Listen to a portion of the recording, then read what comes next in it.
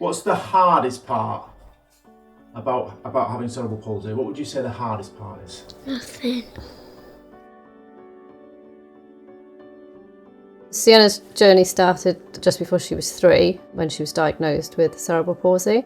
Cerebral palsy is basically there's an injury on the brain. Sienna's got spastic cerebral palsy, which is basically tightness through the muscles.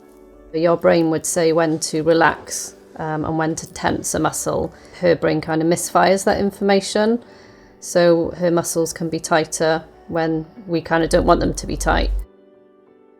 I would say it was harder when she was younger, seeing kind of other children being able to do things that maybe she couldn't do, so kind of going to things like soft play in the park, she used to have a lot of difficulties.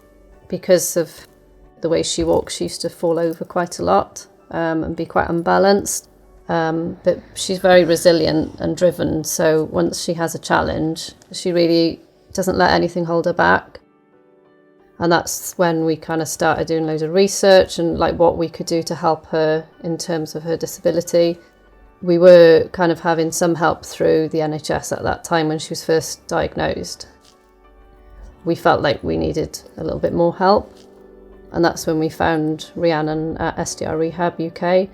And that's kind of like when her journey started then with like the strength and conditioning side of things.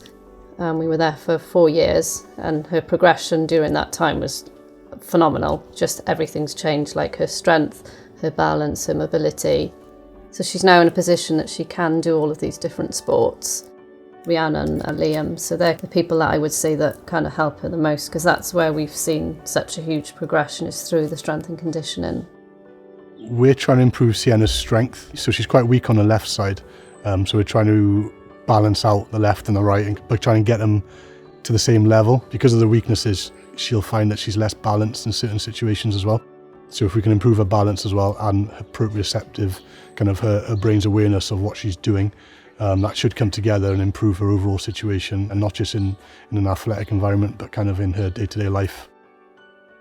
The advice I'd give to other people is to just do a lot of research. I mean, it can be really daunting when you first get a diagnosis. Try and stay positive, reach out to people. There's so many amazing groups of other people on the same kind of journey with us.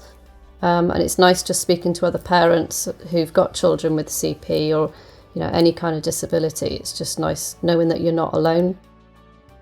So the reason why we decided to kind of take the step to share Sienna's journey on social media was to hopefully inspire other parents on what can be achieved really by sharing her journey. Also inspire parents that when you get a diagnosis, it's not always worst case scenario, you can make improvements. So home to us is basically Sienna being safe at home, but also being able to be independent at home as well. And that's kind of like why we started her journey so young with the training. It was to kind of get her the strongest she can be, and she'll be able to drive, hopefully she'll be able to work. I just hope that she continues to be as independent and as mobile as she currently is. She will hopefully have an independent adult life.